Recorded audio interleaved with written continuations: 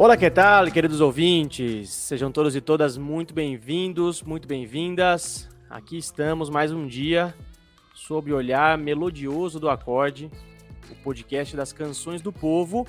E ao ouvir esse slogan, você automaticamente sabe que chegou delícia, chegou qualidade, chegou o podcast que bota a mão na massa da música e da política para trazer para você os melhores debates da podosfera brasileira sobre os cantores, artistas, músicas, discos que embalaram revoluções e lutas populares pelo mundo afora. Então atentos e atentas, porque o episódio de hoje promete muita história boa e muito debate quente.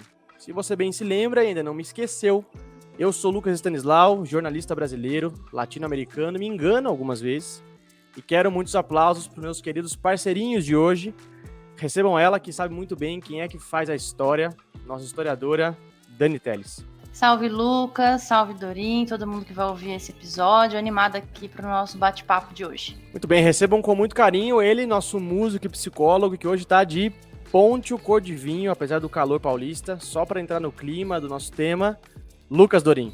Salve pessoal, é um prazer estar aqui com vocês hoje, para todo mundo que está ouvindo, e bora se preparar porque hoje a gente vai encarar a altitude, uma região de grande altitude, então tem que se preparar, igual o jogador quando vai jogar na Libertadores. Quero perguntar para vocês se vocês trouxeram as folhinhas de coca para lidar com essa altitude, porque hoje não somente a gente vai subir com muito afinco e disposição os Andes chilenos, mas também a gente vai subir bastante o nível para discutir não apenas um cantor, um compositor, mas sim um grupo todo, e um dos mais importantes grupos da história da canção política latino-americana.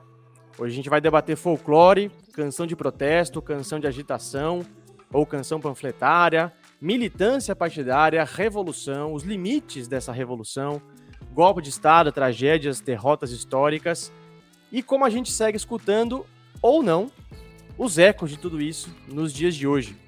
Pouca coisa a missão de hoje, né? Não, mas a tarefa tinha mesmo que ser para muitos, porque quem canta no episódio do Acorde de hoje é o grupo chileno Inti Illimani. E a gente discute esses bravos camaradas andinos logo depois dos informes da Rádio Rebelde. VaptVupt, não sai daí.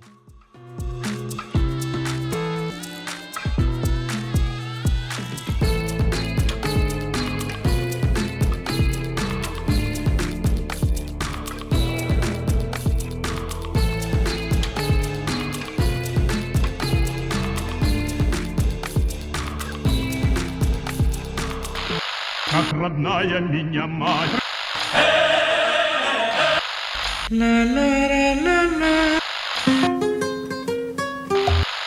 Aquí Radio Rebelde.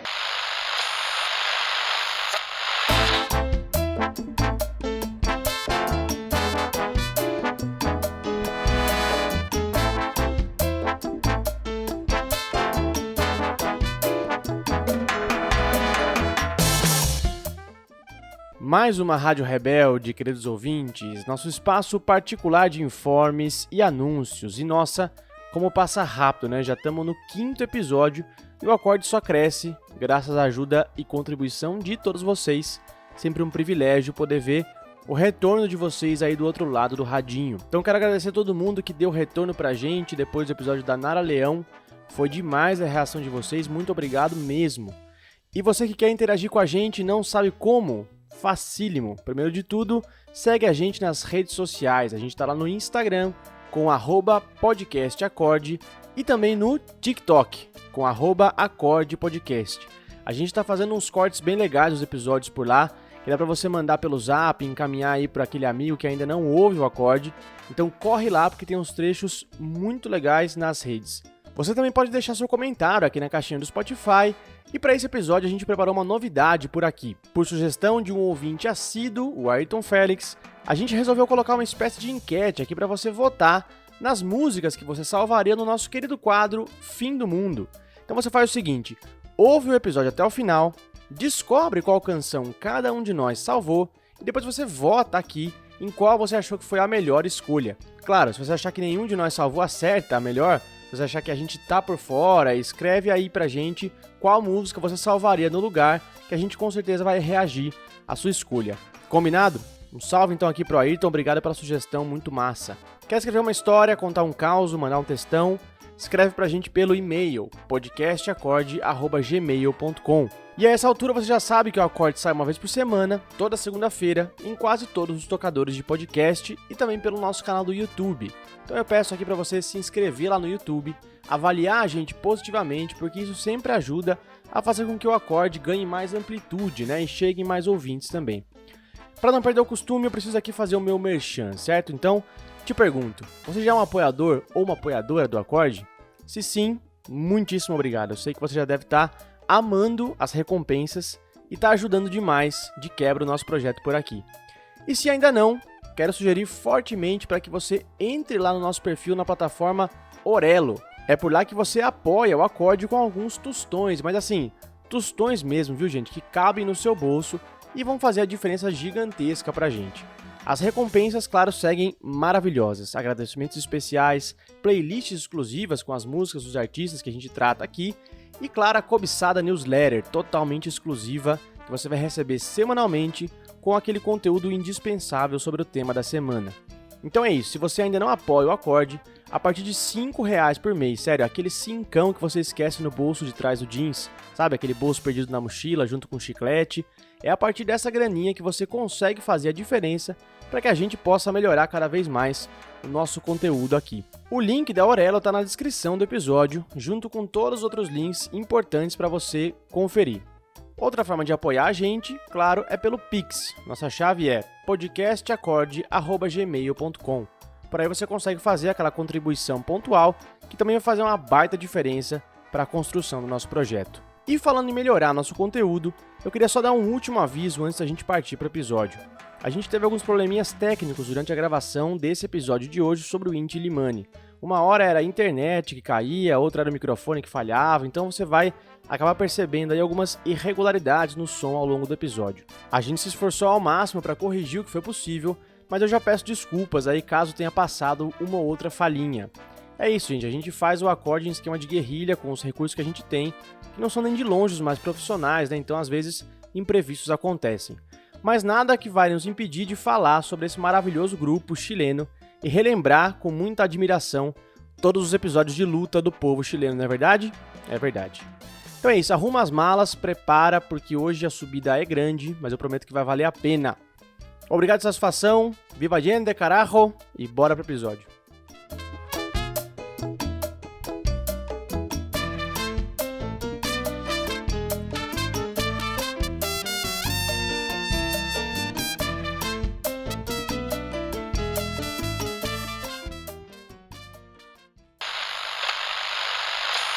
Muito bem, hoje o negócio vai ser bom demais porque a gente escolheu a dedo esse tema, esse grupo, né, para poder finalmente debater o governo revolucionário do presidente Salvador Allende, que foi uma das experiências mais interessantes do ponto de vista político e social que a América do Sul já viveu, né? E como a gente vai ver, infelizmente teve um final trágico, derrubado ali pela reação mais fascista e canalha que a gente já viu. Mas enfim, não quero queimar a largada aqui, a gente vai levantar todos esses pontos ao longo do episódio. Vamos contar quando foi que rolou essa experiência do governo do Chile, quem foi esse tal de Salvador Allende, né? Como é que ele foi derrubado e, claro, o motivo principal pelo qual a gente está aqui hoje. Vamos te contar quais as músicas que eles estavam ouvindo no meio desse processo todo. E para isso a gente escolheu falar de um grupo que, venhamos e convenhamos, pode não ser o mais famoso da canção política chilena, que tem verdadeiros colossos aí nessa história, né? Mas o Inti Illimani talvez seja um dos mais, se não o mais representativo, né, de uma certa camada social do Chile ali no final dos anos 60, que se engajou num projeto revolucionário e que de fato vestiu a camisa, né, do que acabou sendo aí uma das experiências de governo mais inovadoras da história do Chile. Muito bem, Inti Illimani já começa com esse nome maravilhoso, né, que em idioma quechua, um idioma indígena, quer dizer algo como o sol da montanha. O grupo nasce no final dos anos 60, no bojo do movimento estudantil, e vai ser um dos protagonistas do movimento musical que acompanhou todo esse processo de transformação pelo qual o Chile passava nesse período que eu estava mencionando agorinha, né? Movimento esse que vai ser chamado de Nova Canção Chilena. A gente vai debater todos esses pontos aqui hoje, então fiquem tranquilos. E o Inti Illimani, gente, segue existindo. Apesar de ter uma divergência entre formações, chegando ao ponto de existir duas formações paralelas, algo meio bizarro, né, que a gente vai tratar já já, o grupo segue atuando, cantando, fazendo shows, e como a gente vai ver ao longo do episódio, continua se engajando nas lutas populares do Chile e da América Latina. Mas é muito louco a gente pensar, né, que um grupo estudantil que nasce no seio das lutas estudantis vai adquirir esse protagonismo todo num período que vai ser decisivo para a história política do Chile, né? Esse objetivo político já estava meio implícito no surgimento do grupo, né? Pois é, gente, o Inti Illimani nasce justamente na Universidade Técnica do Chile, que hoje é a Universidade de Santiago do Chile, né? Os integrantes originais do grupo eram Horácio Duran, um músico chileno, que era cantor e charanguista, ou seja, ele tocava o charango, que é um instrumento de corda da família do alaúde, muito típico da região andina da América do Sul. O Jorge Colom, um multi-instrumentalista também chileno, especialista em instrumentos de corda, como o violão, o tiple, que é um instrumento musical tipicamente colombiano, que teve origem na viola de mão, e o Max Berru, que é um percussionista e cantor que era equatoriano, mas que se estabeleceu no Chile em 62, quando ele foi estudar engenharia mecânica na Universidade Técnica do Estado. Pouco depois se juntou ao grupo o Horácio Salinas, violonista e compositor, o José Seves, compositor e cantor, e o Marcelo Colom, que era cantor, tocava quena, que é um instrumento parecido com uma flauta, né? Muito utilizado no Peru. Tocava também pícolo ou flautim, que é uma versão menor da flauta transversal, e guitarrón mexicano, que é um instrumento musical da família dos cordofones, né? Os primeiros integrantes do grupo cursavam lá na Universidade Técnica do Chile, né, cursos como Química Industrial, Eletricidade, Mecânica, Engenharia Química, carreiras que a princípio parecem um pouco improváveis, né, levando em conta que depois eles iriam fundar um dos grupos assim mais importantes da América Latina. Mas um fator fundamental para a fundação do grupo foi justamente a campanha de difusão do folclore patrocinada pela Federação dos Estudantes da Universidade. Então, o grupo que inicialmente tinha essa pretensão de ser apenas um grupo de intérpretes da música andina, rapidamente adquiriu novas projeções, né? E o Inti Illimani acabou sendo um dos grupos mais importantes para a música de grande parte dos países latino-americanos e, ouso dizer, do mundo. É importante a gente falar um pouco do contexto, né, no qual o grupo acaba surgindo, se formando e ganhando essa projeção. É importante a gente falar um pouco do contexto no qual o Inti Illimani se formou, né? Ele, naquele momento, estava rolando o movimento pela reforma universitária, né? Movimento que tinha começado ali na Universidade de Santiago e Valparaíso, da Pontifícia Universidade Católica do Chile, e se estendido para as universidades de Austral, a Técnica do Estado, e a Católica do Norte. A ideia era justamente questionar a forma de organização e mesmo a finalidade do ensino superior que era vigente na época, ou seja, para quem servia e quem se beneficiava do ensino superior no país, né? O movimento estava propondo que as universidades fossem ao encontro do povo e das questões latentes da sociedade. Ou seja, que as universidades saíssem dessa espécie de torre de marfim, né, e se tornassem uma aliada na proposição de soluções para os problemas da sociedade chilena e se aproximasse mais do povo. Outro fator muito importante para a gente falar do surgimento do Inti Illimani foi a existência das penhas universitárias, que eram pequenas casas de espetáculos que rolavam apresentações de poetas, cantores, bailarinos, enfim, um monte de gente bacana, ligado justamente à ideia de disseminar músicas folclóricas, né? E é aí que o Inti Illimani acaba tendo um berço para surgir e para se projetar, né? Justamente numa penha da Universidade Técnica do Estado. Essa ideia de disseminar para o grande público músicas folclóricas também influenciou a escolha do nome do grupo, né? Que o Lucas já adiantou para a gente aqui, que Inti significa sol, né, em Quechua, e Illimani é uma palavra aimara, que dá nome a uma montanha boliviana. Conforme você foi falando os nomes dos integrantes, Danil, tanto de integrante que tinha, o tanto de instrumento que eles tocavam, eles eram tipo uns titãs da nova canção chilena, né? Tinha mais de 8 integrantes aí, e cada um tocava um instrumento e ia se revezando. Agora, eu sei que a gente não vai esgotar esse tema, né, em um episódio só, talvez o movimento todo mereça um episódio exclusivo para ele, mas eu queria discutir com vocês um pouco do que foi a nova canção chilena, né, esse movimento. Era um movimento em que o novo parecia que estava na esquina, né, ao alcance de uma mão, tanto na política como nas artes, na cultura, na economia também. E ainda que não tenha sido um movimento isolado, a nova canção no Chile teve representantes de fato muito emblemáticos, né? Pois é, Lucas, é muito instigante, ao mesmo tempo difícil falar sobre a nova canção chilena, ainda que ela tenha sido muito estudada ao longo do tempo, justamente porque existe uma certa disputa em torno do movimento, né? Geralmente existe uma associação entre o primeiro festival da nova canção chilena, que rolou em Santiago em julho de 69, e a consolidação do movimento que levou o nome de nova canção, né? Isso é um lugar comum, mas ele tem algumas fraturas, né? Se a gente olha com lupa para esse processo. Claro que não é aqui a minha intenção fazer um super debate assim sobre o tema, mas eu acho legal pontuar para você, nosso ouvinte, né, que o termo nova canção chilena foi alvo de diferentes interpretações, não só naquele momento, mas ainda hoje, né?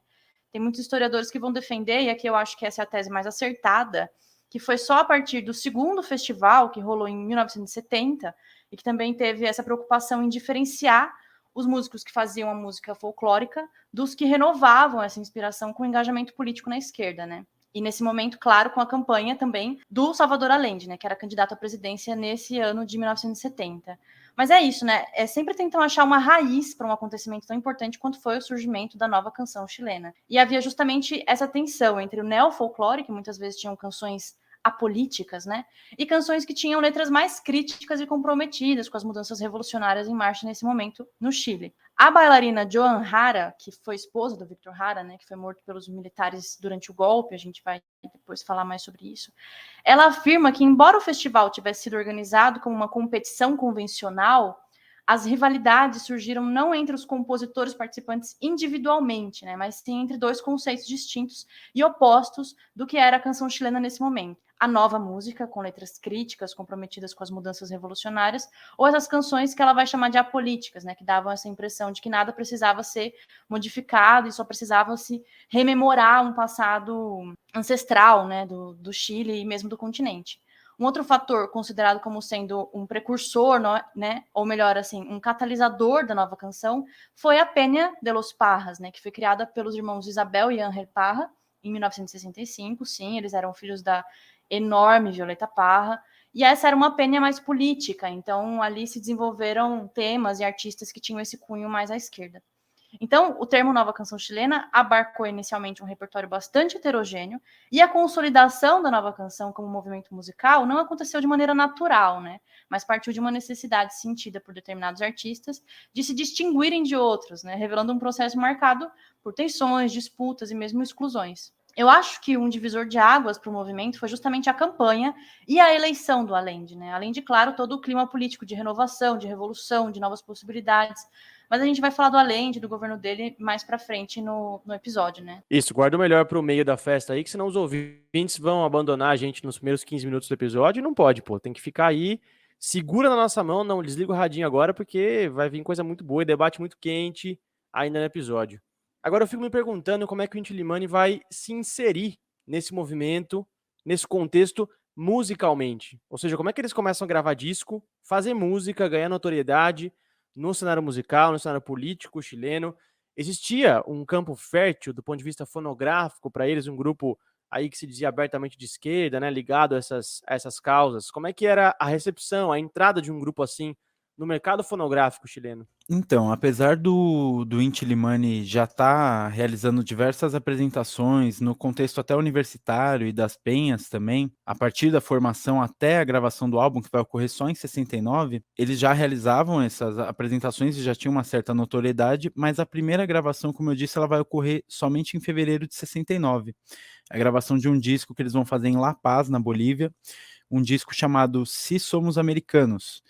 Ele leva justamente o nome de uma canção do Rolando Alarcón, que aliás é um bruta artista também, que a gente vai ter oportunidade de falar mais sobre ele, interpretou muitas canções da Guerra Civil Espanhola, e é justamente a canção que abre o álbum, Se Somos Americanos, e além disso o álbum também traz a interpretação de outras músicas do cancioneiro da América Latina, como por exemplo música do Atahualpa e o Punk, além de canções populares equatorianas, peruanas e bolivianas. Esse ano de 69 é bastante produtivo para o Inti Illimani em termos de gravações, que nesse mesmo ano o grupo ainda vai gravar um single de agitação política para a Central Única dos Trabalhadores do Chile, a Cueca de la CUT. Cueca é um gênero musical muito associado com um tipo de dança também. Eles vão gravar também um disco de canções da Revolução Mexicana, realizando esse resgate dessas músicas, e além de um terceiro disco que leva o próprio nome do grupo, um disco chamado Inti Illimani, que é uma capa azul com um tume desenhado. O tume é uma faca cerimonial que era utilizado por diversos povos andinos e pré-colombianos. E esse tume, essa faca, vai se tornar uma espécie de logotipo do Inti Illimani daí em diante. Esse disco, o Inti Illimani, de 69, apesar de ser o terceiro disco da banda, porque, como eu disse antes, veio o Se Somos Americanos no mesmo ano e o da Revolução Mexicana. Ele serviu como uma espécie de primeiro álbum oficial, porque os outros eram de mais interpretações de outras canções, e esse disco foi lançado pelo selo JJ, esse selo que depois viria a se chamar Discoteca del Cantar Popular, reconhecido pela sigla DICAP. Foi um selo criado pelo Departamento Cultural da Juventude Comunista do Chile, como uma forma de difundir os artistas da nova canção chilena. E uma curiosidade aqui interessante, entre os 50 melhores discos chilenos, uma lista que a Rolling Stone fez uma vez, 6 desses 50 melhores discos saíram pelo selo do DICAP, que durou apenas até 1973, o ano do golpe, e sendo que 2 desses álbuns lançados pelo selo da DICAP estão entre os 5 melhores desse ranking. Essa iniciativa do selo DICAP, como eu disse, ela durou apenas até o golpe militar, mas continua ativa no estrangeiro. Eles se estabeleceram na França sob o nome de Canto Libre, durante toda a ditadura do Pinochet. Os gringos pagam pau, não tem jeito, né? Sempre tem que entrar aí um sonzinho comunista, né?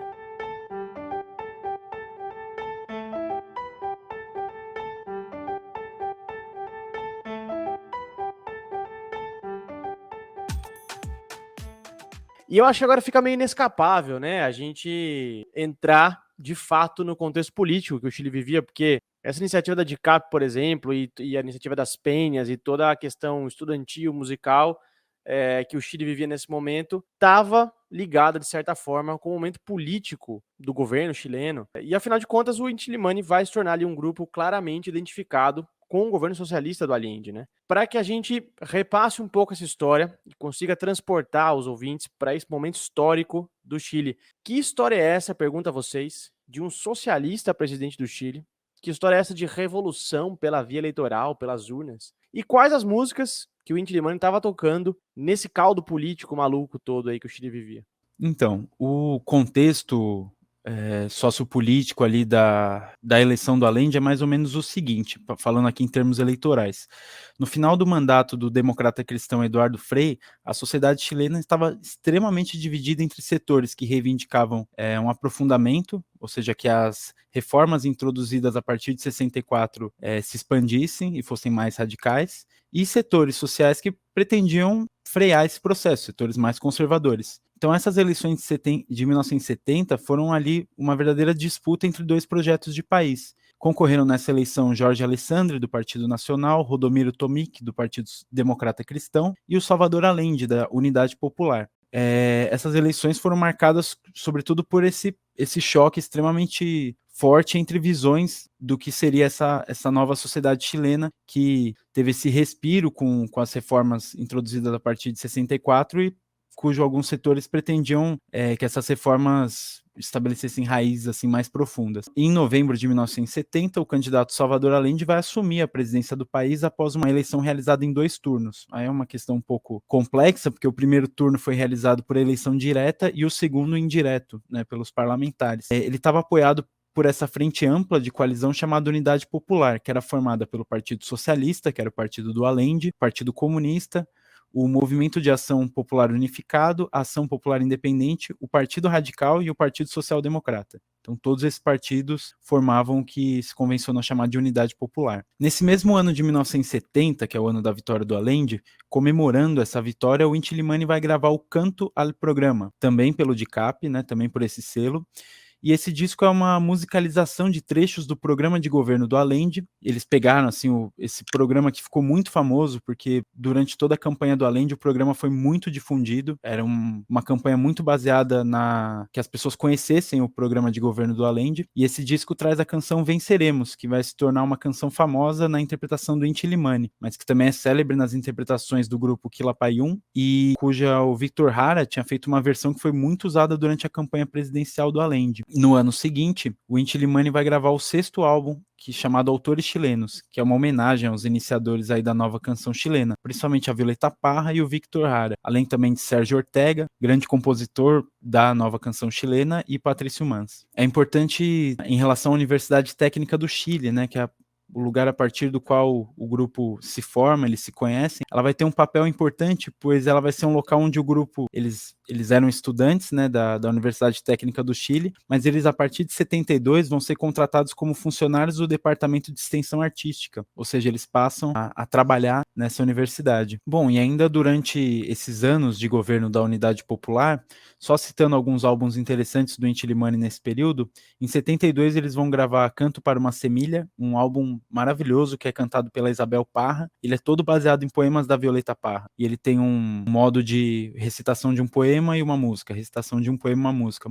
Interessantíssimo esse álbum, com música composta pelo Luiz Advis, que era um instrumentista, maestro e professor universitário chileno, importantíssimo nessa aproximação entre a música popular e a academia. Esses discos todos, de caráter assim mais político, eles eram lançados pelo DICAP, a Discoteca do Cantar Popular. Eles tinham um caráter abertamente político, porém o Inti Illimani ainda gravava, pelo selo Odeon do Chile, um repertório mais folclórico e com conteúdo menos explícito, assim, politicamente. Dos lançamentos gravados pelo Odeon, por exemplo, destaca-se desse período o trabalho Canto de los Pueblos Andinos, de 1973. Agora, relacionando como que o Inti Illimani se insere nessa estratégia mais ampla do o que era, afinal, o programa do governo da Unidade Popular para a Cultura. Então eu vou trazer aqui um trecho do programa do governo do Salvador Allende, especificamente alguns parágrafos sobre o tema da cultura. Então o programa vai dizer assim: se hoje a maioria dos intelectuais e artistas lutam contra as deformações culturais próprias da sociedade capitalista e tratam de levar os frutos de suas criações aos trabalhadores, vinculando-se ao seu destino histórico, na nova sociedade terão um lugar de vanguarda para continuar suas ações. Porque a cultura nova não se cria por decreto, ela surgirá da luta pela fraternidade, contra o individualismo, pela valorização do trabalho humano contra o desprezo, pelos valores nacionais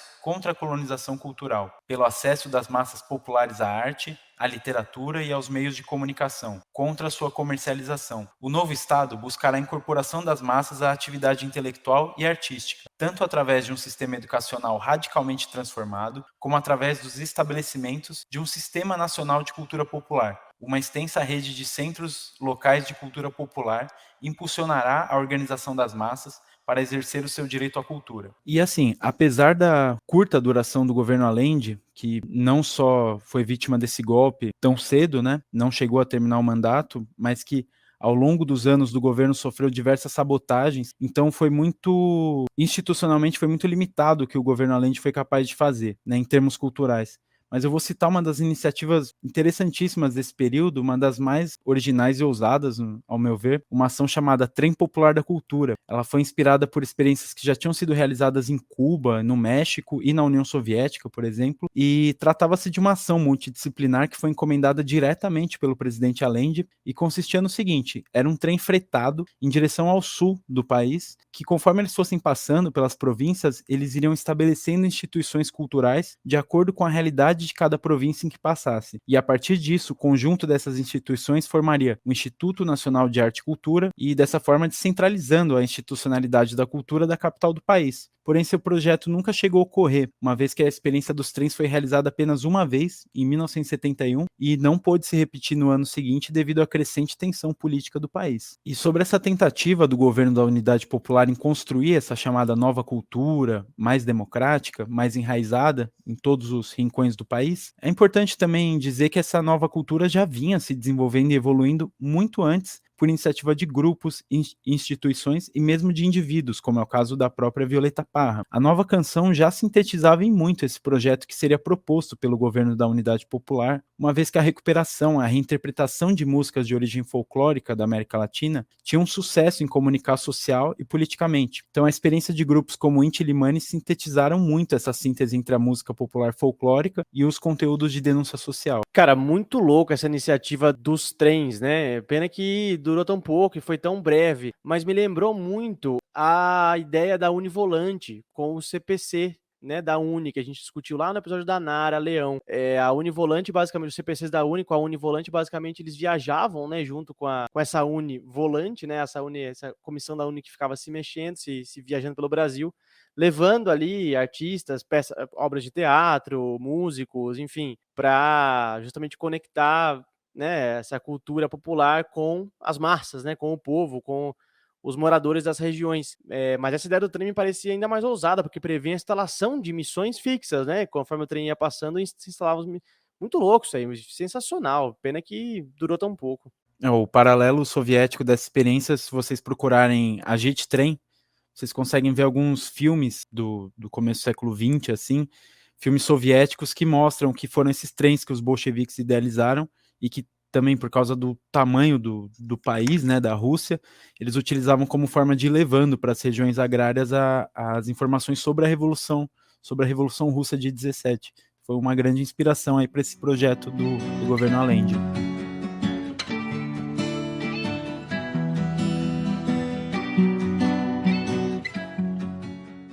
Muito bem, agora eu quero fazer uma discussão com vocês aqui, tendo como base não só a nova canção chilena, esse movimento musical / político, mas também o período de transformações políticas que o Chile vivia, porque essa ligação com o folclore, né, com o resgate do tradicional, com a preservação de uma cultura ancestral, ao mesmo tempo que ela pode ser identificada como uma postura anti-imperialista, até de esquerda, ela ao mesmo tempo também pode se esvaziar de um conteúdo político de transformação, né? Principalmente com o passar dos anos, né? Com o distanciamento histórico dessas obras.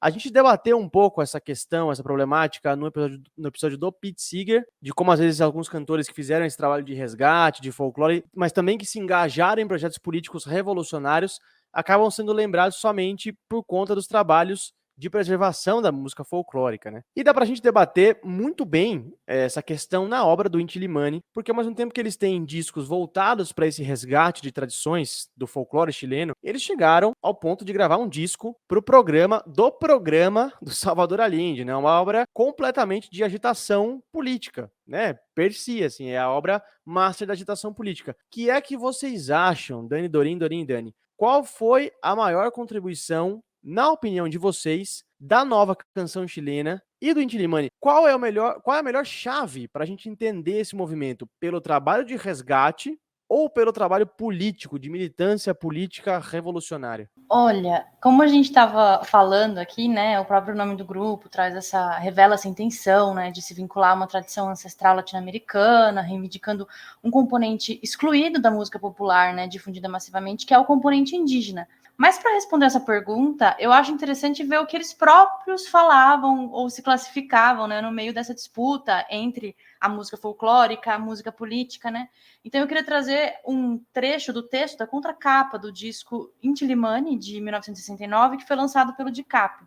Lá a gente lê o seguinte: existem duas tendências musicais voltadas a combater o imperialismo norte-americano. Por um lado, o surgimento da canção revolucionária, e, por outro, o renascimento da autêntica canção americana. O Inti Illimani teria atuado em ambas correntes. No próprio texto da contracapa está dito, né? Mas sua vocação se inclina com maior frequência para a segunda, ou seja, para as canções com esse conteúdo político mais explícito, né? Eu acho que seria legal a gente discutir dois discos, né? Justamente, e esses dois discos anos 70, né? Do ano eleitoral do Chile, né? O Inti Illimani, que é homônimo, e o Canto ao Programa. Eu acho que essa análise vai ajudar a gente a evidenciar justamente as duas faces assumidas pelo grupo, né? Não é uma coisa dicotômica em que eles assumem um lado da briga, não, eles conseguem um pouco assumir as duas faces desse momento musical do Chile, né? O LP Inti Illimani, ele foi gravado pela Odeon Chile, né, em 1970. E eu gostaria de começar falando um pouco da ilustração da contracapa, né, antes da gente entrar nas músicas e nos textos, que também vão trazer muitas informações pra gente. A contracapa, ela é ilustrada por um mapa histórico de 1669, originalmente integrado pelos contornos do que definimos hoje como as três Américas, né, a do Norte, a Central e a do Sul. Ele foi recortado para exibir apenas a América Latina. A historiadora Natália Ayo, ela vai defender, por exemplo, que a recuperação dessa imagem, né, na qual o continente americano aparece habitado por figuras indígenas e cercado por ilustrações de monstros, embarcações, homens europeus, se relaciona justamente à intenção de enfatizar que a conquista, né, que a invasão, teve efeitos negativos sobre as culturas nativas americanas, né? Cultura justamente que o LP se propõe a resgatar. E a contracapa desse disco também traz um texto escrito por Rubem Noiseles, que era o diretor artístico da Odeon na época, e se a gente comparar essas linhas que ele escreve com as que estão presentes no LP de 69, que foi lançado pela DiCaprio, a gente vai observar diferenças grandes, né?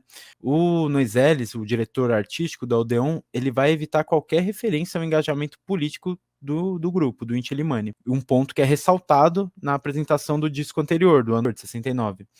E ele coloca ênfase nessa questão da recuperação do folclore latino-americano, que o Inti Illimani estaria promovendo. Então esse texto vai dizer: o Inti Illimani nasceu por convergência de inquietudes artísticas e a afinidade mãe que os irmana na vivência da música indígena de nossa América. No altiplano encontram as fontes de muitas de suas intuições musicais e voltaram vertendo a voz do vento mais puro, mais antigo e eterno. Os Inti Illimanis, como todos os primitivos escultores dos povos do mundo, são simples e bons. Têm a doçura do anonimato e a imobilidade da simples verdade. É muito interessante, né, como alguns temas acabam sempre voltando para o acorde, né? Esse tema do folclore, da música política, de como tentam desatrelar comercialmente, é sempre mais interessante, às vezes, que tragam essa coisa folclórica ao invés da coisa política, né? São escolhas... Enfim, é interessante notar como essas coisas vão reaparecendo nos episódios, né? Como uma questão latente da música latino-americana da época, né? É interessante falar um pouco também das músicas que estão nesse disco, né? Tem uma mescla mesmo, assim, de músicas tradicionais, de autoria desconhecida, com composições de outros artistas contemporâneos, né? Além disso, 7 países aparecem representados, né? Que é uma coisa muito legal. A Argentina tem 3 faixas, Equador 2, México 2, Bolívia 1, Peru 1, Venezuela 1 e Chile 1. Com exceção da canção, assim como Oi Matan Negros, que é uma composição uma poema, né, do Pablo Neruda e do Sérgio Ortega, todas as músicas pretendem se vincular justamente a músicas tradicionais, né? Com o predomínio do folclore andino. Tem 2 canções típicas do cancioneiro mexicano, o corrido Nuestro México, Fevereiro 23, e a peteneira, La Peteneira. Tem um joropo venezuelano, Madrugada Llaneira, e 8 músicas de estilo andino, né? Eu acho curioso a gente apontar, né, nesse texto, por exemplo, que o diretor da Odeon vai escrever sobre o disco mais folclórico do Inti Illimani, que tem uma postura muito paternalista, assim, em relação a, por exemplo, olha como eles Muito. são inocentes, esses povos que vivem em harmonia, então reconstrói muito esse imaginário, né, do indígena como um povo bom, né, aquele imaginário muito estagnado no tempo, né, então ele essas palavras que ele usa, né, vertendo a voz do vento mais puro, primitivos escultores dos povos do mundo, simples e bons, né, tem a doçura do anonimato.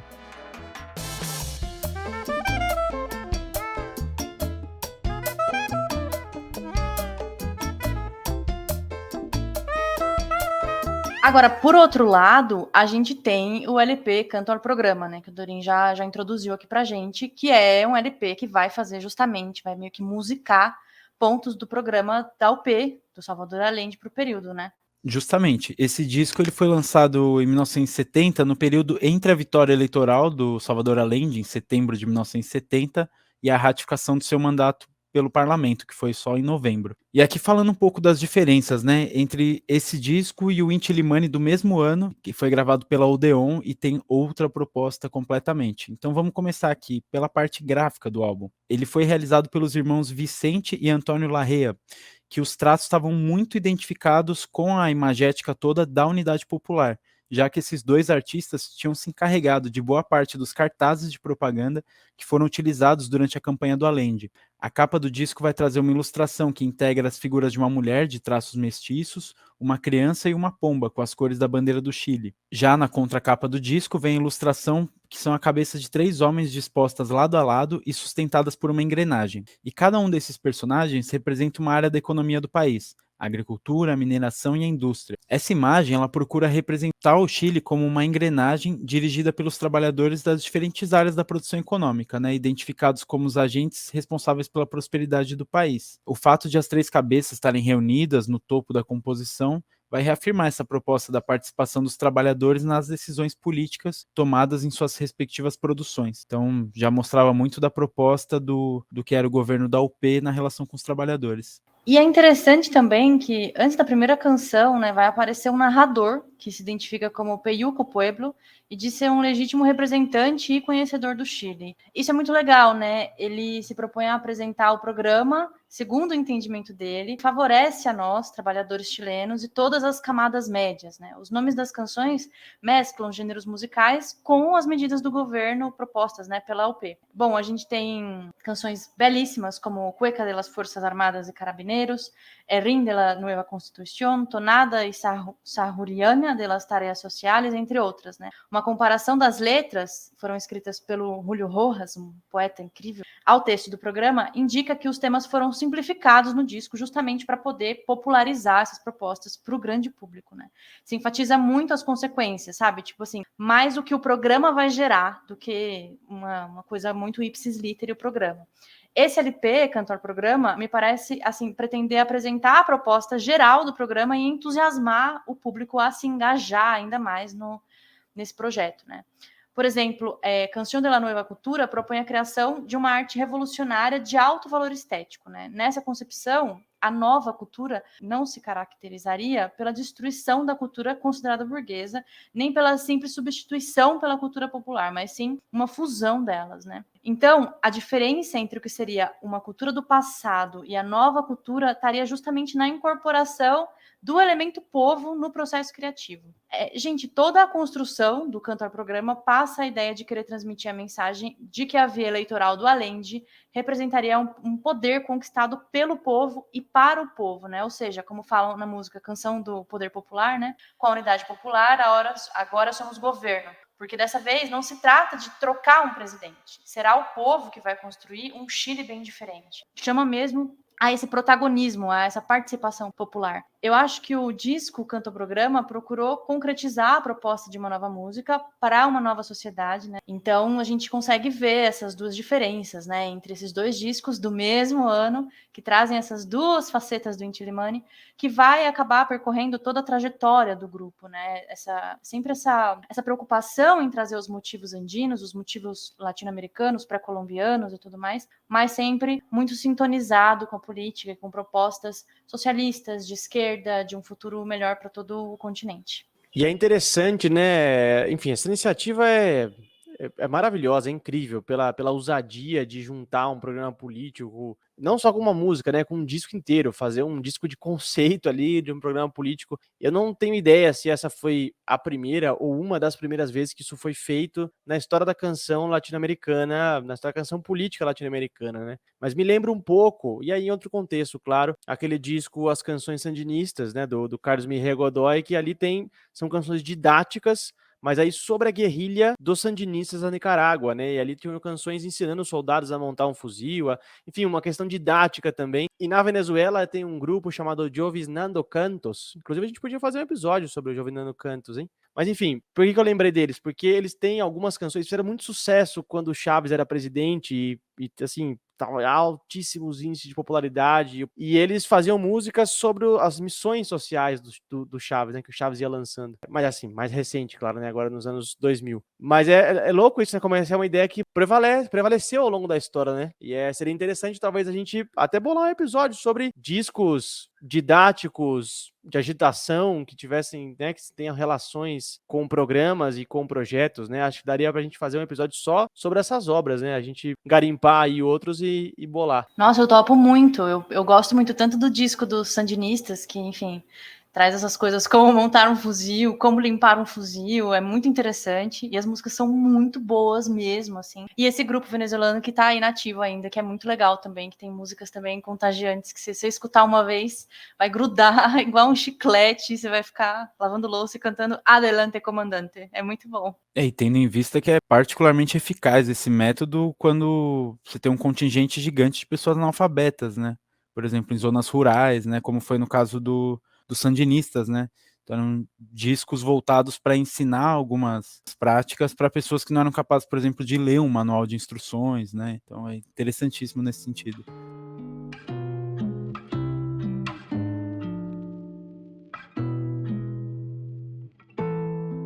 Muito que bem, gente. Essa efervescência toda na política, né, nas artes, na cultura, enfim, em todo o Chile, vai ter, como a gente já adiantou no começo do episódio, um desfecho completamente trágico, condenável, que vai aí atirar o país para pelo menos uns 30 anos de atraso, né? O presidente Salvador Allende e seu governo foram derrubados por um golpe militar, liderado por uma das figuras mais nefastas que esse continente já teve o desprazer de conhecer, o general Augusto Pinochet. Enfim, eu acho sempre bom a gente lembrar que o nosso 11 de setembro não é o mesmo dos estadunidenses. Nosso 11 de setembro a gente lembra com toda a honra e glória aos caídos naquele fatídico 11 de setembro de 73, do golpe militar no Chile, que teve o apoio e a coautoria do governo dos Estados Unidos, que é sempre bom também a gente ressaltar e destacar, né? Pois é uma página muito infeliz, não só da história do Chile, não só da América Latina, mas eu acho da esquerda mundial, né? Foi uma derrota sentida por todos nós, como um todo, né? Com efeitos que eu, particularmente, acho que a gente sente até hoje, né? Mas vamos tentar falar rapidamente e explicar o que aconteceu nesse momento, né? Bom, gente, o 11 de setembro de 73, que o Lucas já trouxe a data para a gente, nesse 11 de setembro, o governo constitucional do Chile foi derrubado por uma conspiração militar e empresarial e foi substituído por um regime autoritário que foi particularmente repressivo, né? O presidente Salvador Allende acabou, como a gente sabe, sendo morto nesse episódio, e a significativa trajetória democrática chilena foi interrompida durante quase 2 décadas. A junta militar que assumiu o poder era constituída pelos comandantes do Exército, da Marinha, da Aeronáutica e dos Carabineiros, que é uma espécie de polícia, né? Que até hoje existe no Chile e é uma herança da ditadura. E o cargo do presidente da República foi outorgado ao comandante do Exército, o general Augusto Pinochet, que a terra lhe seja bem pesada. Mas é isso, né? Se a gente não entender as transformações que estavam ocorrendo, especialmente a criação do poder popular, que eu acho que foi o que mais incomodou as pessoas nesse momento, a elite, os militares, os poderosos, né? Apesar das agressões e conspirações da oposição, dos grêmios patronais e, claro, dos Estados Unidos, a gente não consegue entender o projeto empreendido pela junta militar sem entender o poder popular, né? Aí tá a chave. E aqui a gente volta a falar mais uma vez de ação e reação, né? Ou de revolução e contra-revolução. Bom, e qual que era o projeto dessa nefasta junta militar, né? Era justamente o de fazer a contra-revolução, desmobilizar, despolitizar os movimentos populares, justamente os identificados ao marxismo, para que essa hegemonia e os privilégios das classes dominantes não fossem mais ameaçados no Chile, como estava sendo desde o governo do Frei, né? O golpe começa em Valparaíso, às 6 da manhã do dia 11 de setembro de 73, e em Santiago ele começa a rolar 2 horas depois, né? A partir desse horário começou nas cadeias de rádio, que eram da oposição, os bandos. Os bandos, gente, nada mais são do que proclamações, né, da junta militar. O primeiro desses bandos exigia justamente a renúncia do Allende. O Palácio La Moneda, que é sede do Executivo do Chile, foi cercado pelos tanques do Exército às 9 horas, horário em que a junta transmite outro bando que dessa vez estava chamando os cidadãos a deletar elementos subversivos. Às 9h30, dirigiram uma espécie de ultimato para o presidente Allende e para os seus aliados que estavam no La Moneda, né, para que eles deixassem o palácio antes das 11 horas, porque senão eles seriam atacados por terra e por ar. Nesse horário, o Allende faz sua última declaração ao povo pela Rádio Magallanes, né? Ante estos hechos, solo me cabe decirle a los trabajadores, yo no voy a renunciar.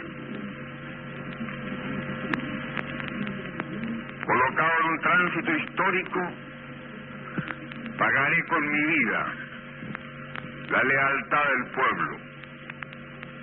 Y les digo que tengo la certeza que la semilla que entregáramos a la conciencia digna de miles y miles de chilenos no podrá ser cegada definitivamente.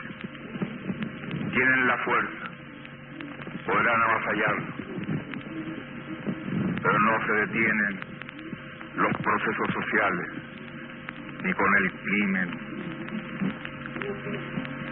ni con la fuerza. La historia es nuestra y la hacen los pueblos.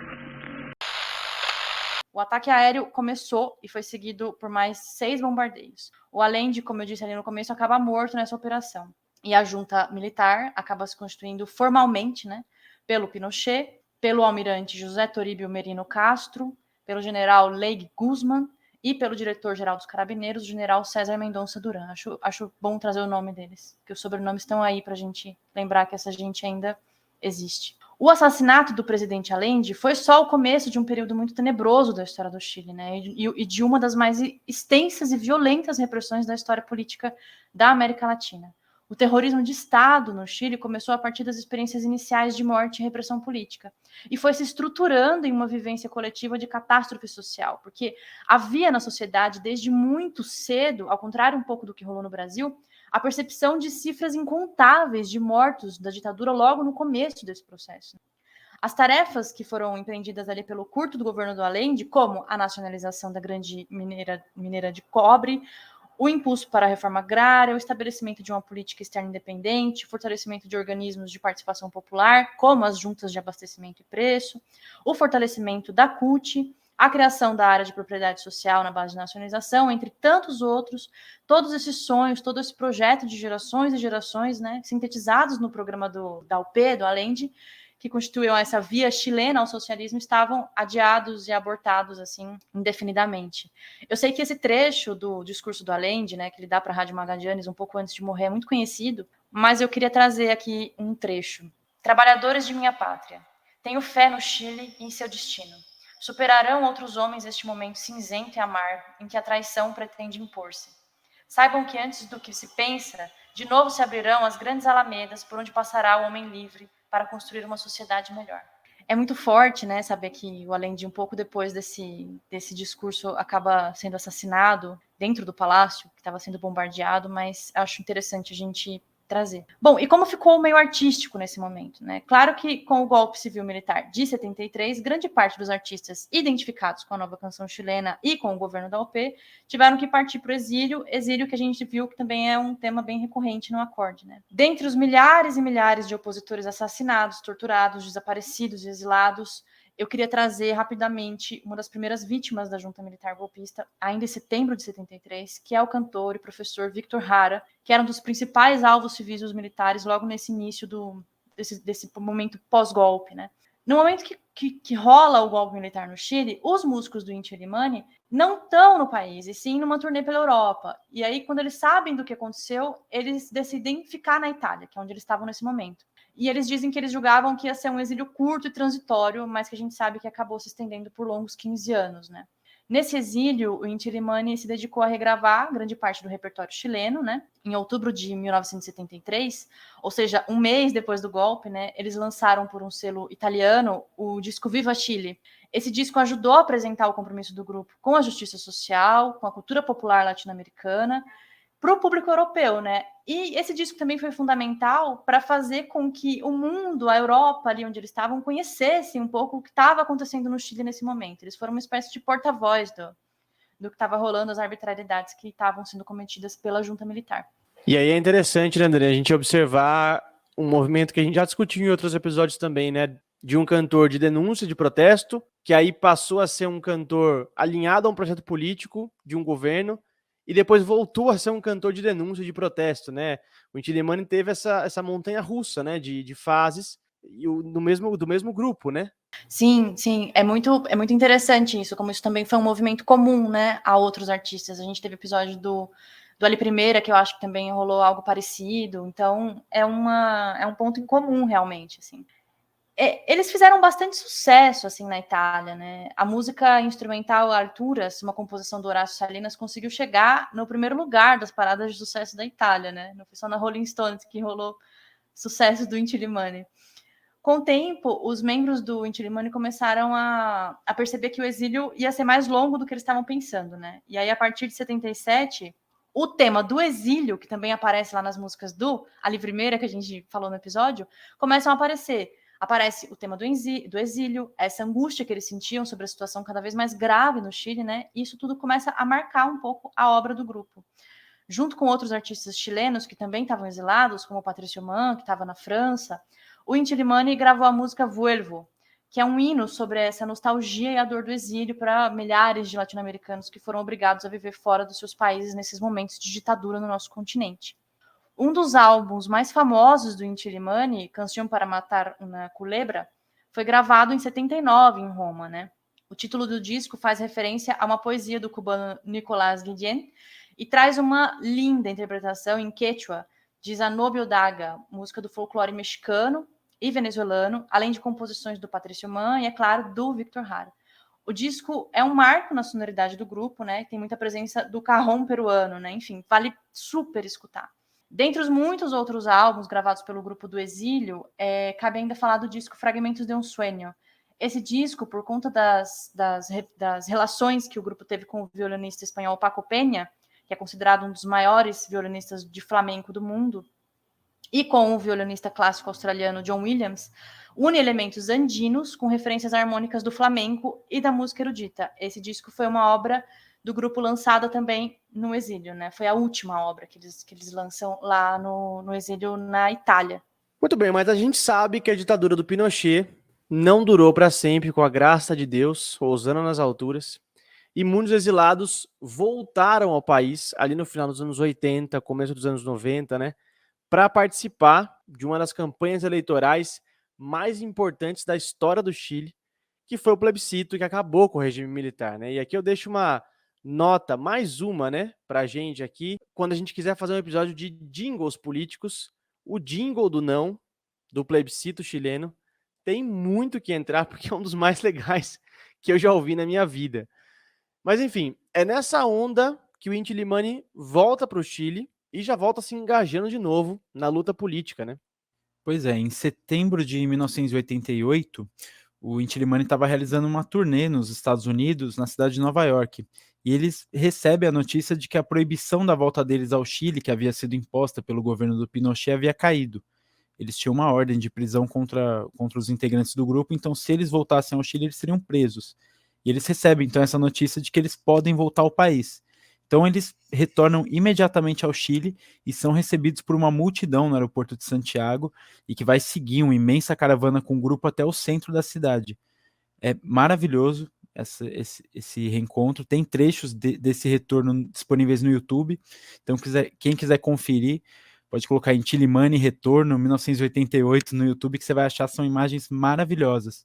Por quê? Porque logo ao retornar ao Chile, o Inti Illimani já vai se somar a um outro grupo que também havia retornado do exílio, o Illapú, e junto eles vão promover um gigantesco show, um comício convocado pela coalizão Esquerda Unida, pedindo voto não no plebiscito que se realizaria em 5 de outubro daquele mesmo ano. Em linhas gerais, esse plebiscito decidia se o ditador Pinochet permaneceria no cargo até 1997. O voto não nesse plebiscito representava o prazo até 1990 para o Pinochet no poder e a realização de eleições para a presidência.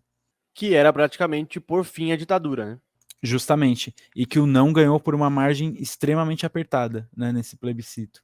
E bom, com o retorno da democracia, o Inti Illimani vai estabelecer de vez a sua residência no país natal, porém gozando aí de um imenso prestígio internacional, promovendo turnês em diversos lugares do mundo e gravando assim inúmeros álbuns, explorando cada vez mais as sonoridades latino-americanas, como a rancheira mexicana, valsa peruana, cueca e frequentes aproximações com a música clássica, além, é claro, das onipresentes homenagens ao Victor Jara, que são retomadas ao longo de todos esses projetos. E, pessoal, é onipresente mesmo. Se vocês colocarem no YouTube qualquer apresentação do Inti Illimani na Europa durante os anos 70, 80, na volta ao Chile, sempre tem ou um show inteiro dedicado ao Victor Jara, ou pelo menos uma parte do show é dedicada a ele, com projeção de telão e, enfim, uma série de homenagens que eles fazem. Eles nunca perderam de vista essa questão da homenagem ao Victor Jara. Isso é uma coisa onipresente no repertório do grupo. Então, seguindo um pouco do que foi a carreira do Inti Illimani após a volta do exílio, em 2001 eles vão realizar uma retrospectiva de toda a carreira em um show que contou com a presença de vários ex-integrantes, e assim, são muitos. Quando junta todo mundo que já fez parte do Inti Illimani no palco, assim, quase que não cabe no palco, é muita gente. E simbolicamente todos eles voltam a utilizar nesse show de retrospectiva os ponchos vermelhos, que eram um símbolo do grupo nos anos 60 e que gerava uma identidade assim visual incrível, né? Quem quiser procurar aí Inti Illimani nos anos 60, os caras todos de poncho vermelho. Que é igual esse que você está usando hoje, né? Justamente. Bom, e esse reencontro de várias gerações do Inti Illimani com seus ponchos vermelhos, reencontro, né, de diversas formações do grupo, vai dar origem a um disco duplo que conta, através da música, a história do grupo. É um disco chamado Antologia, que foi um sucesso de vendas. Só que a partir desse álbum, do Antologia, vai haver uma ruptura no grupo com a saída de um dos principais e mais antigos membros, que é o Horácio Salinas, que era assim uma espécie de porta-voz do Inti Illimani, inclusive a partir do exílio. E após uma série de rachas e disputas, inclusive por questões até de direitos autorais, as diferentes facções, aí, entre aspas, do Inti Illimani vão finalmente chegar a um acordo, dividindo o grupo em dois. Então você vai ter atualmente o Inti Illimani, marca registrada, e o Inti Illimani histórico. E os dois grupos seguem ativos e realizando shows e turnês.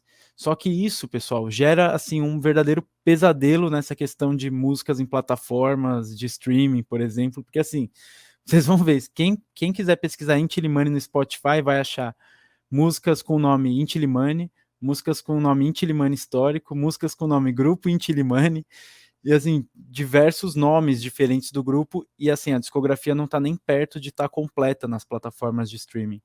Eu imagino até que por essa questão de álbuns que foram lançados pelo DICAP, né, que eu não sei para onde foram parar esses direitos, e mesmo das disputas entre essas duas facções do grupo, né? Quero só tranquilizar os assinantes da faixa da playlist, que vão receber a playlist mensal, que a gente vai indicar bonitinho quais canções vão estar lá e de qual grupo, de qual facção do Inti Illimani que as canções vão ser. É difícil um pouco achar o caminho das pedras, né? O que se preservou mais em formato digital foram as músicas gravadas na Europa. Então, muitas vezes é um repertório um pouco diferente do que você acha no YouTube, por exemplo. No YouTube você acha muito mais coisa do período do governo Allende, por exemplo. E desse racha, sabe o que é engraçado? Que eu tava lendo sobre o Inti Illimani, sobre essa questão da divisão que teve do grupo, e o Horácio Salinas, que vai montar o Inti Illimani histórico, ele escreve um livro, uma espécie de biografia do grupo, e um membro que está no Inti Illimani marca registrada, que agora não lembro o nome, vai escrever também uma biografia do Inti Illimani. Então você tem duas biografias assim do grupo, cada uma escrita por um membro que está separado, né? Em uma banda separada. É uma briga qualificada, né? Os caras envolvem até livros com biografias cada diferentes. Um tá com uma bibliografia. E aí parece que eles não se dão tão bem, só que aí o Patrício Mans, que é um grande artista chileno, que teve muita... foi pro exílio também, teve muito contato com o Inti Illimani no exílio, o Patrício Mans pegou e prefaciou os 2 livros. Ele foi o único que conseguiu fazer a ponte de conseguir continuar amigo do pessoal dos 2 agrupamentos diferentes. Ele falou, não, para mim, eu sou amigo dos 2, então ele prefaciou os 2 livros, assim, as 2 versões da história.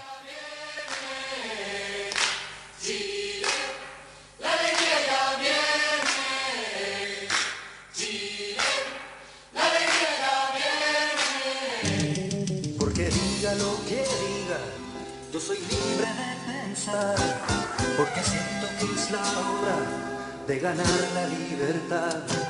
Muito bem, agora apesar dessas divergências todas aí de formações, nomes, facções, integrantes, biografias, bibliografias, o Inti Illimani continua na ativa até hoje e na ativa política, porque motivo para lutar no Chile não falta, né?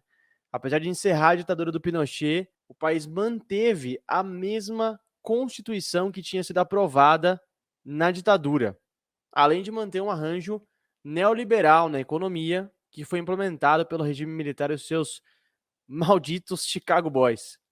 O Chile foi basicamente, durante a ditadura, um laboratório econômico, né, para arquitetos do neoliberalismo testarem ali suas teorias nefastas de austeridade, retirada de direitos trabalhistas, previdenciários, estudantis, saúde pública, né, que basicamente armou uma bomba relógio no país, o povo cada vez mais atingido por esse desenho ultraliberal de Estado, e pior, cada vez mais desacreditado dos partidos de esquerda tradicionais, né? Como o Partido Socialista, enfim, todo esse caldo resultou numa das maiores revoltas sociais da história do Chile, que rolou em outubro de 2019.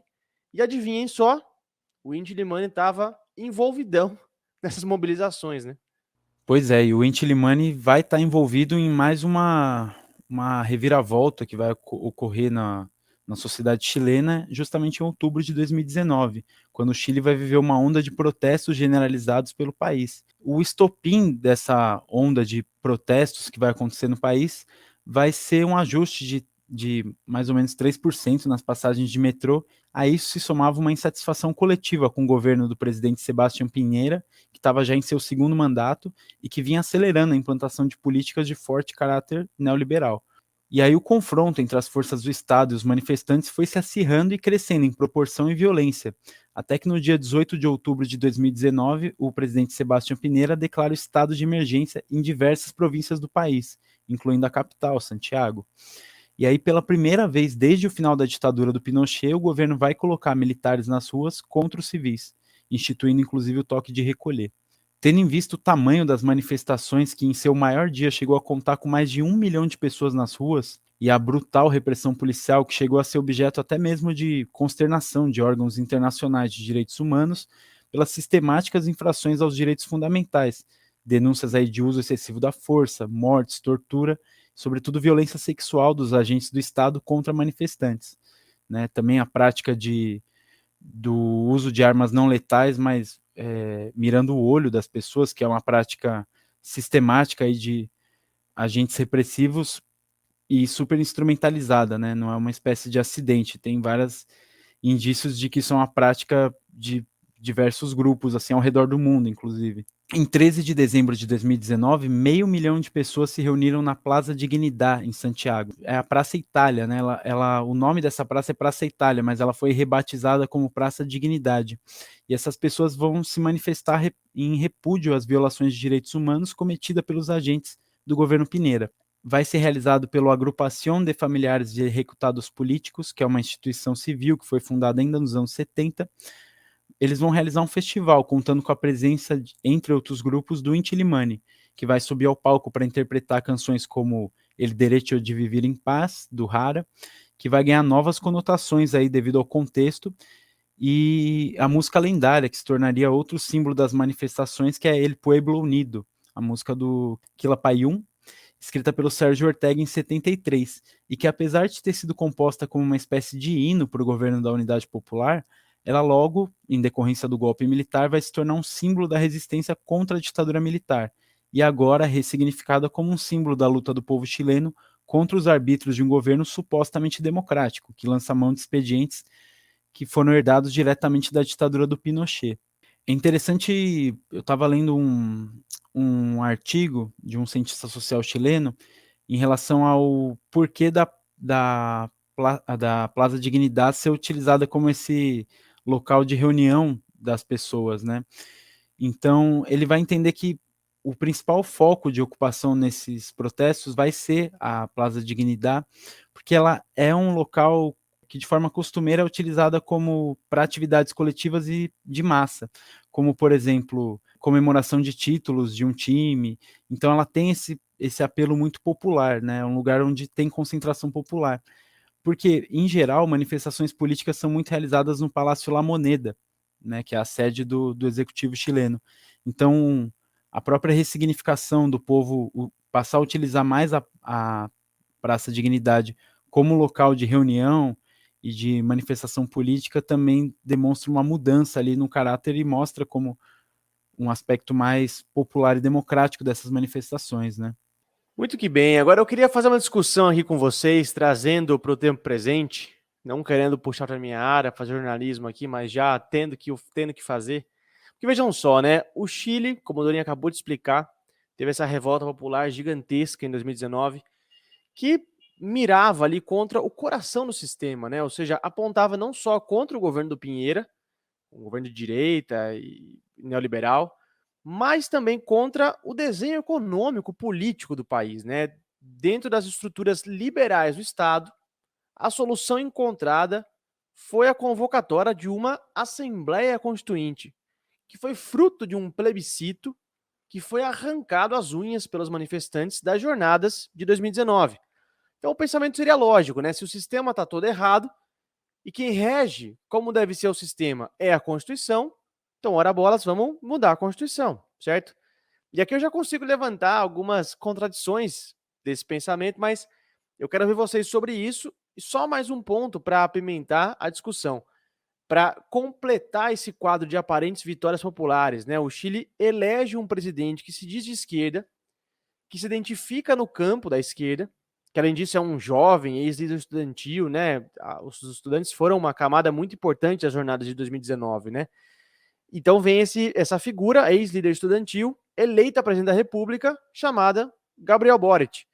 E aqui atenção, ouvintes, porque estamos falando do atual presidente do Chile, tá? O Gabriel Boric é o presidente chileno hoje, em 2023. Muito bem, Boric foi eleito já com a Assembleia Constituinte formada, eleita, constituída e trabalhando para escrever o novo texto da Constituição. O que acontece? O texto vai a plebiscito e é rechaçado pelo voto popular.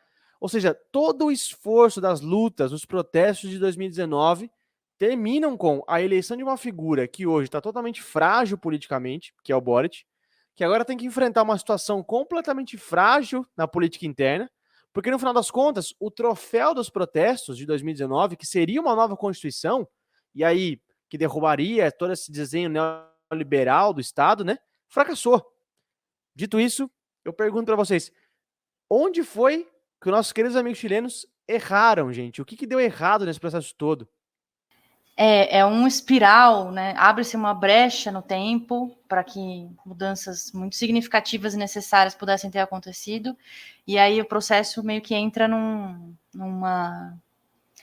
colapso, né? Eu acho que é muito triste o que aconteceu, mas eu acho que esse é um mote muito bom para a gente discutir até mesmo os limites eleitorais, né, da esquerda, e os fracassos, os limites mesmo, né, da tradição socialista no Chile pós-golpe, né. Eu acho que é interessante, claro, que em uma medida menor, porque o espaço aqui é muito curto, mas discutir a estratégia democrática popular, né, que tem esse histórico que vai remeter para o governo Allende. A gente pode se perguntar se ela funcionou, se ela funciona, né? O debate é que se dá para fazer uma revolução por meio de eleição, mantendo todas as instituições e aparatos do Estado, e aqui eu incluo o Exército, né, que é um elemento tão complicado para o nosso continente, mas que tem que ser levado em conta, né? Eu vou só lançar aqui a dúvida, porque senão a gente vai falar de Venezuela, de PT, que bebeu muito nessa inspiração democrática popular na sua fundação, né? Enfim, eu acho que são questões importantes para a gente refletir. E também tem uma mística, né, do governo Allende, que foi um governo interrompido, derrotado, né? A esquerda latino-americana, né, tem uma certa tendência em gostar do mártir, né? E de muitas vezes criticar demasiadamente as experiências que não foram derrotadas, né? Que saíram vitoriosas, como foi o caso do Chávez na Venezuela, que derrotou, com a ajuda de grande parte do exército, o golpe de 2002. E falando nisso ainda, é interessante pensar que no frigir dos ovos, a crise e o caos do governo Piñera e as manifestações no Chile em 2019 acabaram desembocando numa figura, como você disse, né, Lucas, como Boric, que é muito controversa, né? Ele se diz de esquerda, tenta se atrelar a uma tradição e mesmo a imagem do Allende, né, com óculos e tudo mais, mas que não perde a oportunidade de atacar, por exemplo, a Venezuela, que é uma das experiências de esquerda que rola aqui na América Latina. A última polêmica que ele estava envolvido, que eu acho que é legal trazer para a gente discutir um pouco essa figura do Boric nesse finalzinho aqui de programa, né, foi justamente sobre os imigrantes venezuelanos que estão no Chile e estão lá sofrendo todo tipo de ataque, né, xenófobo mesmo, assim. E o Boric, um presidente que quer se atrelar à tradição da esquerda, disse coisas bem pesadas que eu não consigo conceber como sendo de um governo minimamente progressista. No meio da crise com os imigrantes ali na fronteira do Peru, não sei se vocês lembram desse rolo todo, né, foi agorinha, ele disse, essas pessoas que vêm cometer crimes não são bem-vindas. Nós vamos persegui-las e vamos fazer, dentro do Estado de Direito, a vida delas impossível. Tornar a vida de alguém impossível, no limite, é o quê, né, gente? É matar? E eu acho que ele dá esse porém, né, dentro do Estado de Direito. Me parece uma capa, um verniz usado para, no fim, ter uma postura muito típica da direita, da extrema-direita, né? Para falar justamente de imigrantes, né? Enfim, fica aqui as minhas críticas ao menino Boric, né? E só para terminar meu raciocínio, eu acho que todo esse processo, meio de repetição como farsa do governo Boric, se converteu numa contundente e triste derrota para o povo chileno, né? Quem perde nisso tudo é justamente o povo, né?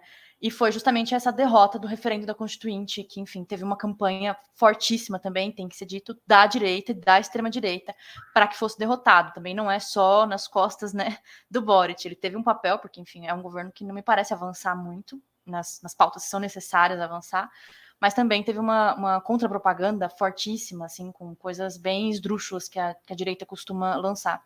Ou seja, essa derrota do referendo foi um sintoma de que a esquerda chilena vai mal, mas que também a gente tem uma direita no Chile que é muito perigosa, muito forte, e que tem, enfim, trabalha com muita fake news, né? A ultradireita chilena é um absurdo, né? Quando você pega figuras como o Cast, né, que tem ganhado muita popularidade aí no Chile, é assim, um negócio é outro nível, assim, né? Impressionante o grau do reacionarismo, né, que ainda é tão presente no Chile, e heranças até de... O Cast, ele faz referência até ao orgulho da família que teve um nazista na família, né? que ele é de origem alemã, e o Chile teve, né, um histórico de colônias alemãs de nazistas imigrados, então assim, tem um caldo cultural absurdo, né? E só pra gente lembrar, esse cara ficou em segundo lugar nas eleições presidenciais. Justamente. E eu acho que, assim, esses protestos de 2019, eles evidenciaram muito para o povo os limites, né, dessa chamada democracia, né, dessa concertação mesmo que veio pós-golpe, né, desse arranjo institucional que veio pós-golpe, não, né, pós-redemocratização, mas que mostrou-se extremamente limitado. E no meio disso surge o Boric e, ao contrário de firmar uma identidade forte de um governo de esquerda, ele tenta agradar gregos e troianos, assim, né? E muito do que ele fala é para consumo interno, eu vejo, né? Quando ele critica a Nicarágua, quando ele critica a Venezuela, enfim, todos esses lugares comuns da retórica direitista, eu vejo que ele faz muito como uma forma de tentar se segurar, assim, né? Tentar agradar dois senhores, né? Ao mesmo tempo. Mas isso a gente sabe pela história que é a fórmula para presidentes impopulares, né? Porque num momento ainda mais que ele pega o Chile, nesse momento de convulsão social, o mais importante é você conseguir imprimir uma identidade forte, né? Seja ela de esquerda, de direita, mas você precisa ter uma identidade. E essa personalidade um pouco esquiva dele, assim, claudicante nas decisões e tudo, é a receita do desastre, assim.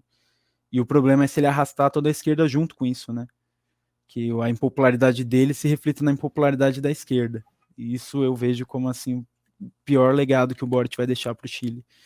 Totalmente. Esse discurso de segurança pública é ele tentando lidar com as pressões da direita que ele está sofrendo por ali, porque ele, com toda essa pecha de líder estudantil, barbudo, tatuado, que era cabeludo, a direita pega muito nisso, né? A direita ataca muito ele com essa imagem, com esse passado e com esse histórico, então ele tenta ali se colocar como mão de ferro, até e comete esses absurdos, como por exemplo essa declaração que a Dani citou, e até mesmo enviar as Forças Armadas para as regiões do sul do país, onde vivem as populações Mapuche, para conter protestos e revoltas indígenas, exigindo direitos, enfim, que era uma prática que o seu antecessor, o Pinheira, de direita, fazia, né? Então existe um continuismo muito grande também, né, nesses governos Pinheira-Boric, que mais ou menos existiam também nos governos Pinheira-Bachelet, né? Vamos ser justos, não é algo... Essa posição do Boric não é algo novo, só me surpreende também que ela esteja sendo tomada por uma figura como o Boric no momento que ele está governando no Chile, depois de ter passado por toda essa jornada de protestos sociais, de revolta social de 2019, né? O processo todo terminar com uma figura dessa é bem intrigante e mostra muito também dos limites que a gente enfrenta na luta social aqui na América Latina, né?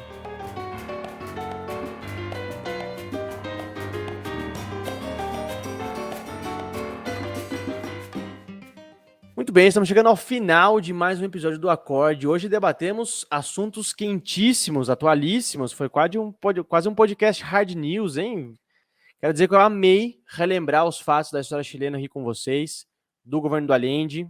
Enfim, uma figura fantástica, né? Complexa, que dá para muitos episódios. Tenho certeza disso que a gente vai ainda debater muito o Salvador Allende, a figura dele, o governo dele, enfim, tudo que foi construído ali no Chile nesse período. E quero dizer também que eu adorei discutir e aprender mais sobre a obra do Inti Illimani, quais os desafios para a música política chilena, né, que estão presentes até hoje, como a gente acabou de discutir.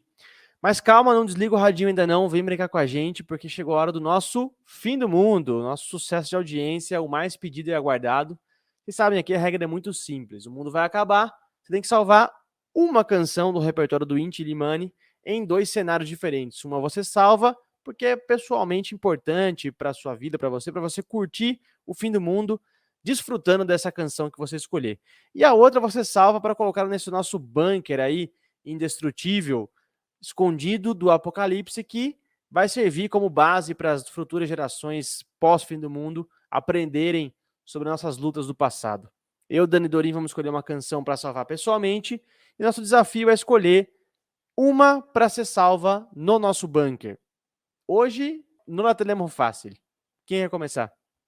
Bom, aqui na minha escolha para o quadro Fim do Mundo, a minha escolha individual, ou seja, a música que eu salvaria apenas por uma questão meramente individual, para o meu deleite, para minha fruição, palavra que eu aprendi recentemente, para minha fruição estética, eu escolheria a música Trigales, do Inti Illimani, Campos de Trigo. É uma música maravilhosa e é uma música instrumental. E eu sempre tive muita resistência assim, com música instrumental, mas tenho mudado de opinião também em relação a isso, e o Inti Illimani tem peças instrumentais maravilhosas. Inclusive esse álbum deles com o John Williams, o Fragmentos de um Sonho, é inteiro instrumental e é a coisa mais linda do mundo. Assim, eu ouvi de cabo a rabo diversas vezes. Então eu tenho mudado um pouco o meu ouvido e Trigales é a minha escolha. Nossa, super boa escolha. Essa música realmente é linda. Esse disco é muito bonito mesmo. Bom, pro meu finito particular, eu vou escolher a música Canción Victor, porque é uma música que me toca muito. Ela é de 1975, foi gravada no disco Hacia la Libertad 4, que foi gravado na Itália. É uma composição do Horácio Salinas e do Jorge Colom. É uma música um pouco triste, obscura, cantada pelo Salinas, né? Que era um grande admirador do Victor Hara, o Inti Illimani como um todo, né? A gente falou que era um grupo que reverenciava muito o Victor Hara, e eu acho essa canção uma das homenagens assim mais lindas feitas para o Victor Hara, né? Mas o meu motivo para escolher é justamente a letra, né? A força que essa canção teve sobre mim quando eu ouvi ela pela primeira vez, né? É difícil conter a emoção, ainda mais sabendo do que eles estão falando e sobre quem eles estão falando, né? Eu queria ler aqui porque eu acho que só assim que a gente consegue dimensionar a força dela, e eu sugiro muito que vocês, se nunca ouviram, procurem, porque tá no YouTube e é muito massa, né? Ele fala, vou traduzir aqui na minha tradução, né? Trigo e milho era sua voz, né? Mão de plantador. Alma de cobre, pão e carvão. Filho do tempo e do sol. Seu canto era flor de metal, grito da multidão. Arma no punho do trabalhador, vento do norte e do sul. É muito bonito, assim. Tem uma hora que ele fala... Ose martillo tu coração, né? Foi esse martelo o seu coração, para falar da filiação do Victor Hara à esquerda, né? Enfim, é uma canção linda, assim. Tem uma flauta que vai na música inteira, assim, que é uma coisa...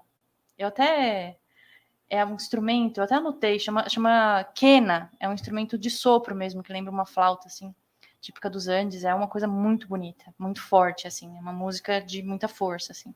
Você vê que interessante como tem uma tradição campesina, né, camponesa, porque o Dorim trouxe Trigales, são os campos de trigo, e aí nessa mesma que você escolheu, Canción Victor, ele menciona aí maíz. Trigo e maíz era tu voz, né? Trigo e milho, né? O Chile tem muito trigo, né? A gente às vezes pensa que a América espanhola, andina, é muito do milho, né? Mas tem trigo, né? E é uma coisa recorrente nas músicas dos chilenos, né? Ele cita o cobre e o trigo, né? Duas vocações econômicas aí do Chile, né? Muito bem, muito bem. Como entrarei depois de duas pedradas como essa, né? Eu vou ser um pouco mais ousado aqui, eu vou escolher uma canção interpretada pelo Inti Illimani, mas que não é escrita pelo Inti Illimani. Vocês me permitem? Vocês me dão essa licença? Porque eu vou explicar, é uma coisa muito pessoal que eu tenho com essa música, que é a canção do Rolando Alarcon, Se Somos Americanos, que tá no primeiro disco do Inti Illimani, certo? De 69, aquele é o primeiro, né? Isso. Perfeito, então, e dá nome ao disco, Se Somos Americanos. Essa canção eu tenho, enfim, tinha uma fase na minha vida aí que eu ouvia ela de manhã, de tarde e de noite. E é uma das canções que me ensinou o que é ser americano. E aí eu bato o pé para dizer que somos americanos. Porque a gente cresce aprendendo a dizer que os americanos são os americanos de lá de cima, do norte, né? Os americanos Stallone e Schwarzenegger, né? São eles que são os americanos, e nós aqui, não sei o que nós somos brasileiro, peruano. Não, nós somos americanos também. A América como um mundo novo, né? A América como um mundo de esperança, a América como um mundo de possibilidade, né? Nós também somos essa América, nós também somos essa terra, e também somos americanos. Então, essa canção, ela não bateu de cara, mas quando eu compreendi o que ela estava me dizendo, o que ela estava querendo me dizer, ela ficou para minha vida assim para sempre. Então, e justamente a interpretação do Inti Illimani é algo espetacular.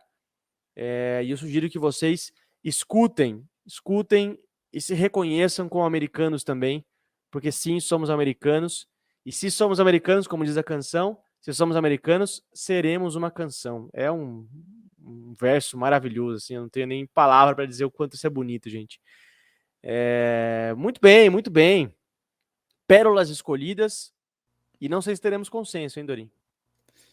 É legal que a gente contemplou nas escolhas nossas próprias todo esse trajeto do Inti Illimani, né? Porque tem aí contemplado a música instrumental andina na minha escolha, a música política e do trauma do exílio e do golpe pela Dani, e a vocação para a interpretação também do Inti Illimani, que é uma marca registrada do grupo, né? Eles são grandes intérpretes também na sua escolha. Então a gente contemplou aí 3 facetas do Inti Illimani.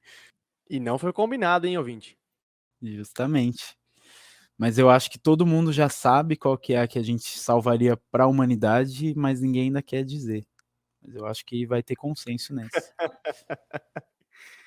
Vamos ver, vamos ver. Eu quero dizer, tá coçando minha língua, mas eu não quero errar, porque é bom que o ouvinte saiba, a gente não combina essas coisas, tá? A gente deixa pra fazer isso aqui na hora. Bem, vou me arriscar aqui então, vai. El pueblo unido jamás será vencido. Tem que ser a palavra de ordem, gente. Justamente. Não teria como ser outra. A mais emblemática do grupo. A interpretação do Inti Illimani é incomparável. Assim, é maravilhosa essa música. E essa seria a música que eu salvaria para a humanidade. Sensacional. E ela sintetiza de fato, né? O que você tinha falado, né, Dorinha? A gente escolheu cada uma de uma fase, mas essa sintetiza todas as fases do Inti Illimani, porque não é uma canção deles, mas é uma canção política que tem elementos andinos, então assim, e ela presente ao longo da história, né? Tanto no governo Allende quanto no exílio. E eu acho que quando a gente fala em Inti Illimani, a gente pensa justamente nessa música. Eu acho que é a melhor música, de fato, a ser salva. Eu acho que ela eternizou, assim, eles, né? Uma música que fez a gente conhecer. Acho que todo mundo conhece essa música. Talvez não conheça o grupo, mas conhece a música. Então, acho que vale muito salvar ela para esse fim do mundo coletivo. E ela tem esse contexto super interessante de ter sido feita como hino para o governo da Unidade Popular e depois ter virado um símbolo da luta contra a ditadura, né? Muito bem, tivemos um consenso então aqui em El Pueblo Unido Jamás Será Vencido, essa palavra de ordem, canção política de agitação. Então cola aí no seu álbum Super Trunfo da Canção Protesto, do Inti Illimani. Você também pode brincar com a gente, claro, manda aí as canções que você salvaria do Inti Illimani, a sua canção pessoal, a sua canção pro bunker, discorda da gente, concorda com a gente, briga com a gente, mas fica com a gente aí porque a gente quer vocês aqui.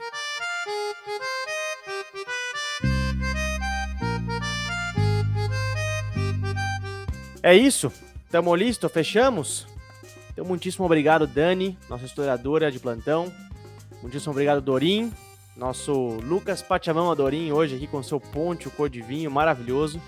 Os ouvintes vão querer saber onde você comprou esse poncho aí, hein, Dorim? Vamos postar nas redes sociais esse poncho. Vocês querem que a gente poste uma foto do Dorim com poncho? Manda um comentário aí que a gente vai postar. Quero agradecer a todos vocês que acompanharam mais esse episódio do Acorde. E fica ligado, você sabe que semana que vem tem um novo episódio com mais um cantor, uma cantora, um movimento musical, debatendo música e política, porque esse é o Acorde, o podcast das canções do povo. Um abraço a todos e tchau!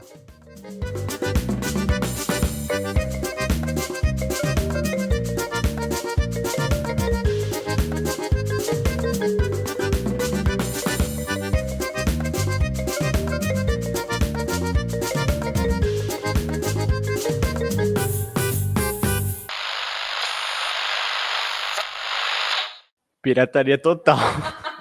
Não derruba a gente, YouTube, por favor. Eu tinha que fazer esse VaptVupt um dia, tinha que lembrar o Chico Anísio.